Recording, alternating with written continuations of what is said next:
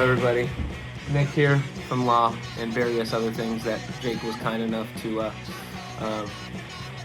list out in the last video. So let's just get right to it. This is Nick's Picks, episode 3, Nick's Heavy Rotation. I'm going to be going over 5 records that I've been listening to a bunch lately because I feel like I want to spread the love on what I've been into lately, and it's probably stuff that you guys may or may not know already. And if you do, I hope you can share the love with me. And if you don't, then I hope I turned you all on to something new for your ear holes, and hopefully you enjoy it just as much as me. So let's just get right to it. Starting off with number 5, a guy I'm sure you guys are all familiar with, James Brown. This is James Brown, Revolution of the Mind. And this is from the Live at the Apollo series. And this is Live at the Apollo number 3. I believe this record came out in, let me see, I gotta fact check myself a little bit here. Okay, so it was recorded in July of 1971 and released in December of 1971. And in my opinion, this is JB at his funky motherfucker, just genius peak. And there's really not much I could say about it other than it's just like one of the greatest live records of all time. Ever since quarantine happened, I've really been into live records because, you know, there's no live shows right now. Also, quarantine. Well, it was quarantined for like a month. Anyway, yeah, I mean, there's still no live shows right now, like real live shows, and this album really just takes you into JB's funky world, and the band is extremely tight. The set list here is almost perfect. It starts off with one of his funky masterpieces, It's a New Day. So let a man come in and do the popcorn. Bewildered, Sex Machine, Escapism, Make It Funky, Try Me, Give It Up, Turn It Loose, Cause I'm Super Bad, Can I See It Over There, Soul Power, Hot Pants. Yeah. So, yeah. Fucking not a dull moment on this record. Great to wake up to in the morning, great for your afternoon slump, and great if it makes you want to just feel like you have, you know, a full-on concert experience. I scored this online actually for a measly $13, and I've been trying to get a copy of this for a while. It's not a perfect copy, but it's definitely an enjoyable listen. And the gatefold here, man, look at that. Look at this motherfucker. God, he was cool. And look, oh my God, look at this. Look at him. It's just such a... Nobody was as bad as this motherfucker. It's true. James Brown is easily becoming... if not one of my all-time favorite artists, arguably my all-time favorite artist, especially as a drummer. You know, growing up, I knew of James Brown, and I knew of the hits, but once you really dive into the world of James Brown and everything that he produced as well as performed on, and just that he arranged, and the world is endless. The world of James Brown can go on for days, and it's also the funk. Let's just say that his brand of funk has definitely infected me, and I'm hooked, and I hope I'm hooked for the rest of my life because it's some of the greatest shit you'll ever listen to. Number 4, kind of staying in the same theme here of what I've been listening to lately. So this is Michael Viner's incredible bongo band, Bongo Rock.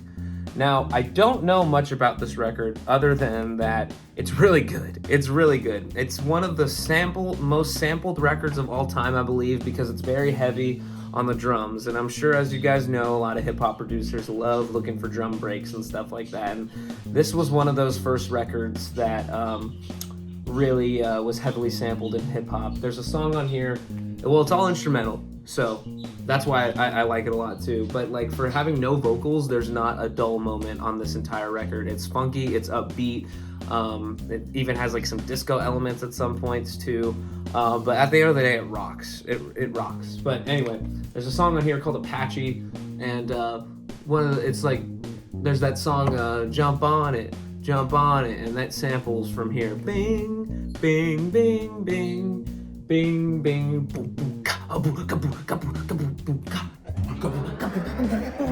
But yeah, the art is really dope.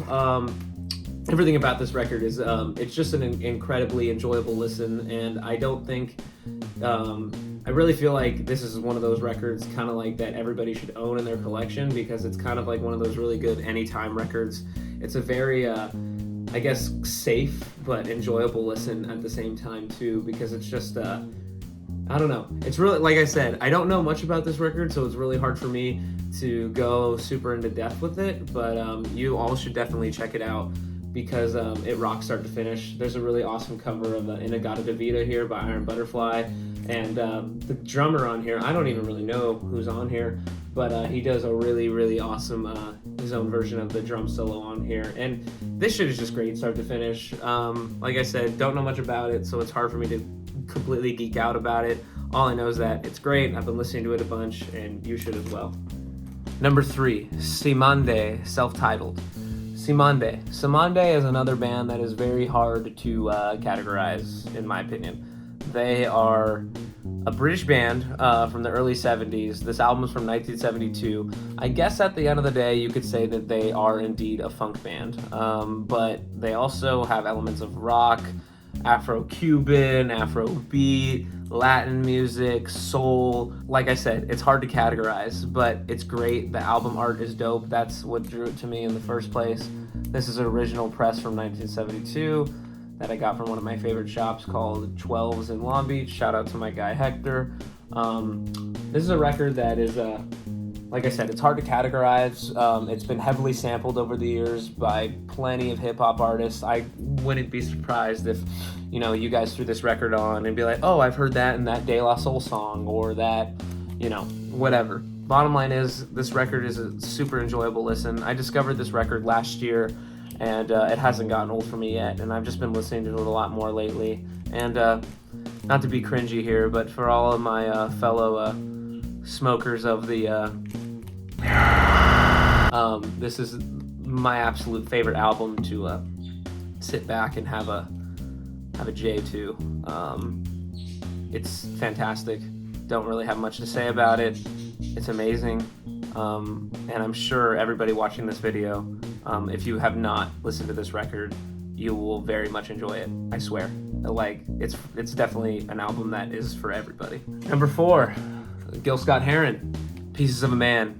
This is an album that I discovered last year as well, and I feel like I could throw this album on like at least once a month, and it like absolutely never gets old. Gil-Scott Heron, what a composer, what a singer, what an artist. He was a genius, and like you'll definitely get that feeling. It's funky, it's jazzy, it's soulful, it's like proto hip hop at certain points. Yeah, this album is fantastic, and it's an album that everybody wants, because it's just everything about it. The album art,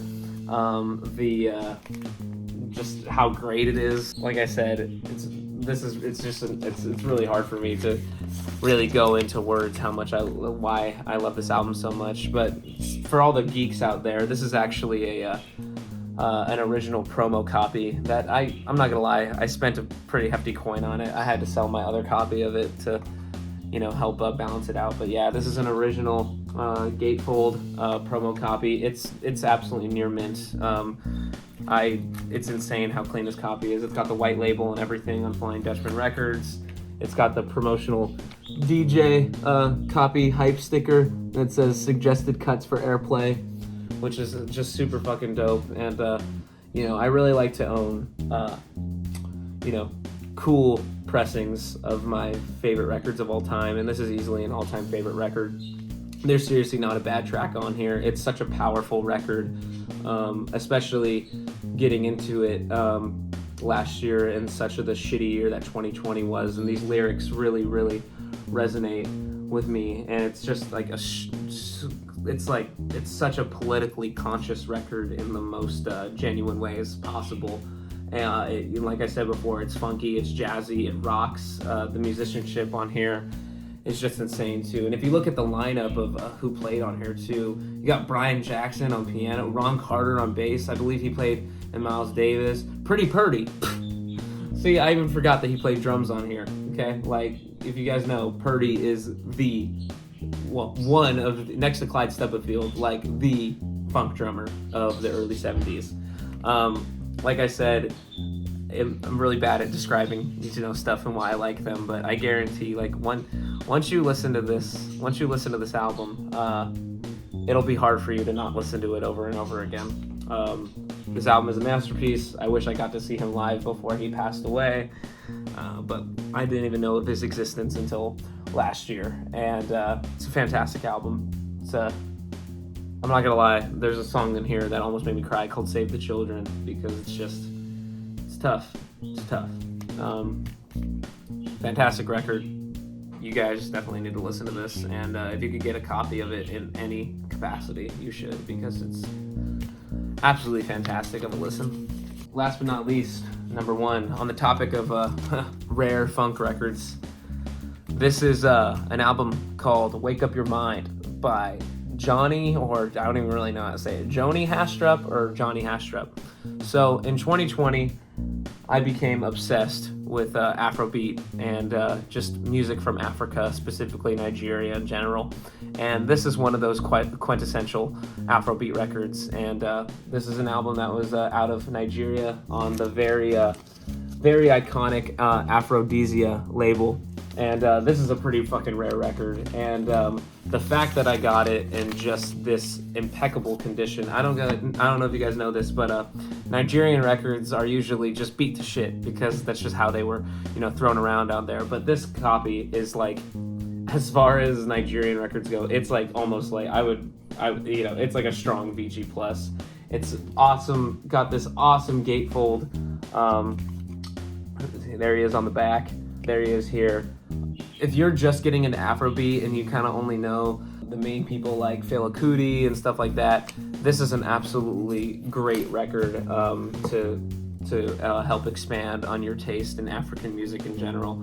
Because man, this shit is just so good, and I just can't really believe, like, this is a really, really rare record, and I just really can't believe that I own this thing, because it's like an all-time favorite. Afrobeat at its absolute finest, politically conscious, it rocks, it's funky, it's a great anytime piece of music, and I've been listening to the shit out of it lately. I just got this copy a couple weeks ago in a trade. I couldn't be more stoked. If you guys have any more questions about, more Afrobeat music and stuff, I definitely plan on doing a full episode dedicated to Afrobeat and, just music from Africa in general, because that's really all I've been listening to lately. And this is one of those records that you definitely should check out in that regard. Joni Haastrup, Wake Up Your Mind, quintessential Afrobeat. I guarantee you guys will like this. Okay, everybody, I guess that's it for now. I'm still thinking about what my next video is going to be. Thanks for watching. Thanks for the support as always. Got a lot of hot things coming for you later this year. Cheers, y'all. Bye for now.